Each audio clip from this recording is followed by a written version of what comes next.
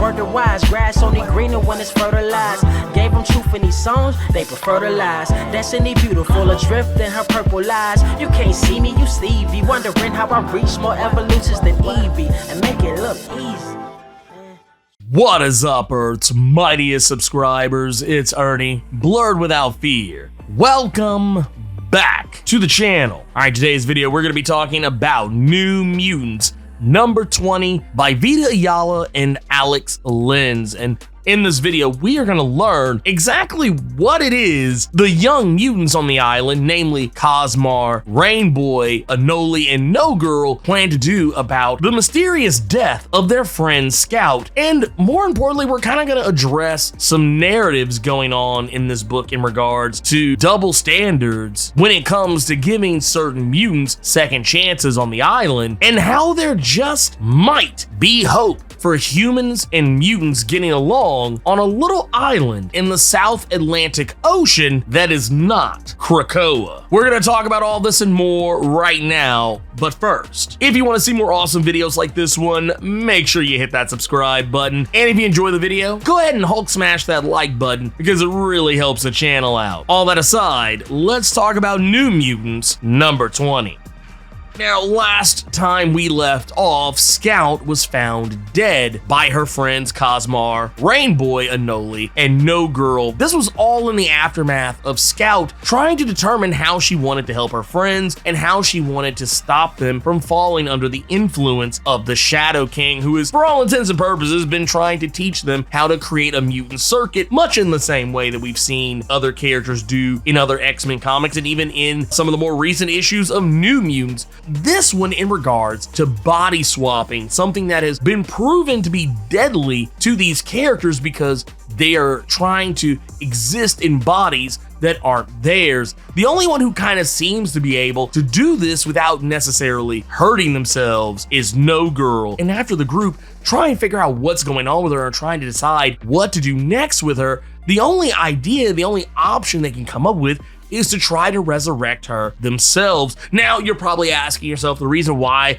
are they doing this? Why are these kids not just going to report this death so that the five can bring Scout back and this can all be put to bed? Well, the reason why is because over the past several issues of New Mutants, Scout has been having doubts about whether or not she would be allowed to be resurrected. It's something that has become a legitimate fear for her as a character, considering the fact that, yes, she is considered, for all intents and purposes, to be a clone, and Krakoa has a no clone policy. They won't resurrect clones if they happen to die, and they definitely won't resurrect any that are already dead. This is something that came up during Hellions, where in, I believe it was Hellions number 4, where Madeline Pryor was killed, and despite Havoc trying to make a case of the Quiet Council, no one seemed to want to bring her back. There's a similar case here. Now, I also have posited that Gabby might not be a clone in the way that I think a lot of other people may think.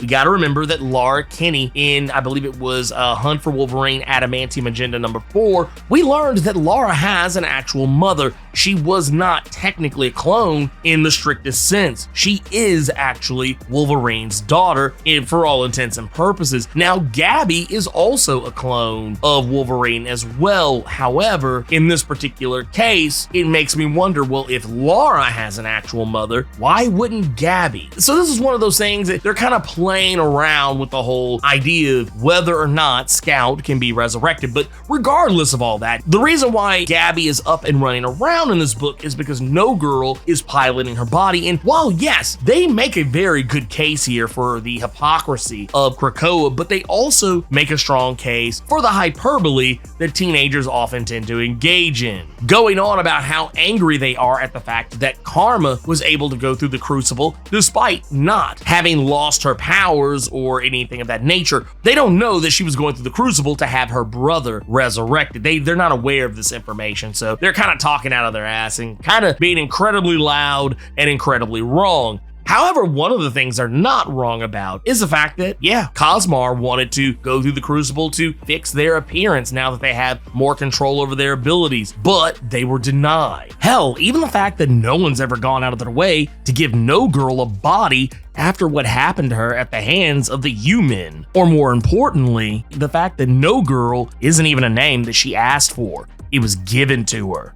And the fact that when Scout tried to learn more about whether or not she could be resurrected through the resurrection protocols of Krakoa, everyone just kind of treated it as though it wasn't that big of a deal. Now, what I think is actually going on here is I think it's being treated as though it's not that big a deal, because it isn't. I think that if these kids just said, hey, Scout is dead, please resurrect her, I think they would actually do it, because I feel like in this particular instance, this is something that's come up in the past as well with the resurrection protocols, is that if a clone of another character is distinct enough from their original, it kind of pushes that whole clone business to the side. And you gotta remember, Gabby and Lara and Wolverine, while yes, they are all related, quotey fingers, they are all three distinct personalities. For one, Gabby is a girl, not a guy like Wolverine is, and more importantly, she has her own personality. She's not even anything like her own sister, Lara Kinney. This actually kind of leads into the narrative of hypocrisy on Krakoa, because there's a point where Karma is trying to have a conversation with Wolfsbane, and this is after having noticed that Wolfsbane has been hanging out with the Shadow King, and Karma trying to be the good friend, trying to look out for someone who she cares about. She tries to warn Wolfsbane to watch out for the Shadow King because she has had bad dealings with Shadow King in the past herself. What she is warning Wolfsbane about is the fact that back during New Mutants number 29 through 34, the Shadow King had been manipulating Karma, and even at one point had possessed her body and was using her to his own ends. So she knows exactly what it is the Shadow King is capable of,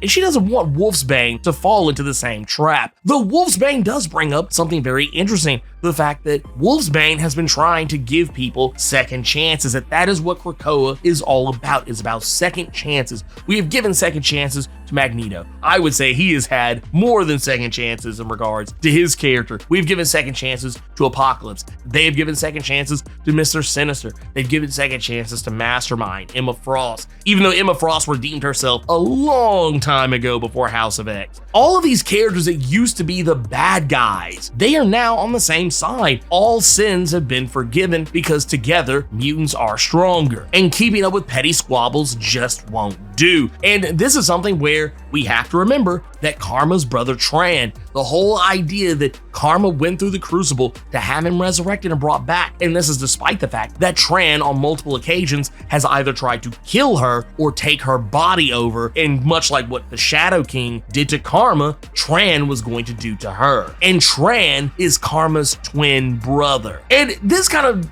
leads into this whole thing where I kind of feel like there's a huge level of hypocrisy going on with Karma, and while I get where her concern comes from, it comes off as very, very condescending. Yeah, I get it, Wolfsbane, yes, she is hanging out with Shadow King, probably not the best move, but I kind of feel like in the situation with Karma, this is the pot calling the kettle black. She has no leg to stand on, having basically put the cape on for her brother Tran, who is just as much of a monster as the Shadow King is, if not worse. Probably the only difference between the Shadow King and Tran is that Tran had been dead for so long, he couldn't be as big of a threat to the X-Men or the New Mutants or anyone else for that matter, as much as the Shadow King had been in the past. The Shadow King has been around for much longer, so he has definitely had more of a long-lasting effect on the mutants of those respective teams for a longer time, but Tran has done no less wrong than the Shadow King has. If anything, Tran's guilty of the exact same crimes. Another thing that comes up in this book that I thought was really interesting, and this is something in regards to human and mutant relations that we don't really get to see this very often. I was very happy to see that this was a thing, but basically we learned that on the island of Tristan da Cunha, which is an island in the South Atlantic Ocean, we learned that Cerebro has detected the manifestation of a new mutant. mutant, and this is a young girl by the name of Abby. Abby has this incredible ability to control seismic events. She's very much in a lot of ways similar to the mutant character Richter, who we see more often in Excalibur these days, but back in the day used to be a major proponent of X-Force, and it's one of those situations where the team is sent out. They specifically send Magic and Warpath to deal with the situation, bringing along some other mutants for the ride like Kappa and Brother Nature, Leo, among others. But when they get there, they try to help save the people of the island, and the people are very open to being saved. They don't fear these mutants the way we normally see humans fear mutants. The thing that really kicks this all into gear is when the humans get pissed when they see Warpath interacting with the young girl. The young girl is scared. This is part of the whole reason why her powers manifested, because usually comes up during moments of heightened stress. And this leads Warpath to wonder whether or not these people have been hurting her, whether or not they've been abusing her, whether or not they've been tormenting her. And this is what has led to this event. Well, as it turns out, these people have not done any such thing. She wants to go back to her family, and as far as we can tell, these people have done nothing wrong to her. They are more concerned that the new mutants are going to take the kid away, that they're going to whisk her back away to Krakoa and they'll never see her again. That is their fear. And I mean, they bring out the sticks, the pitchforks, the bats, everything, and they are fighting tooth and nail to protect this girl. They want their little girl back. And it's a very endearing moment because, as Warpath points out, we're not used to seeing humans actually trying to care for their children when they learn that they're mutants. You gotta go back and look at some of the times we've seen in the past where typically, even if the humans don't necessarily hurt the children who turn out to be mutants, they aren't particularly nice to them either. But on the flip side of it, they do leave a Krakoan gate so that if Abby ever wants to go to Krakoa, she can, and they make sure to let her family know that it's not permanent. She can come and go as she chooses, whenever she likes, however she likes, but they do recommend she learns how to control her abilities. Otherwise, they're going to fall into the same situation yet again. And this was something I think, we kind of needed to see. We needed this right now, especially with everything going on, the, mutant hatred at an all-time high. Honestly, I thought it was just really endearing to finally see a moment where mutants aren't necessarily being shunned and feared. These people literally put the cape on to protect this girl from what they felt were people who were going to take her away. It just proved that they cared about her. Now, I'm sure a lot of us are probably gonna be sitting here waiting for the other shoe to drop, wondering whether or not this is all just some kind of an act, but I honestly just want to believe that this is exactly what it says on the tin. It is what it is. All in all, this book really touched on some very important things that I felt needed to be addressed. Humans and mutants can live together, even if it is only under certain circumstances, or even if it's under special instances where, honestly, I do personally feel like this was needed. I also feel like the storyline between Shadow King as well as the younger mutants on the island and Wolfsbane and Karma and everything, I feel like this is all coming to a head. They're all gonna collide at some point, and I feel like the reveal is gonna be that Gabby is not exactly a clone the way that people think that she is. I feel we're gonna get a similar revelation to what we got in Adamantium Agenda as what we got for Lara Kinney. I feel that's gonna be the same for Gabby, or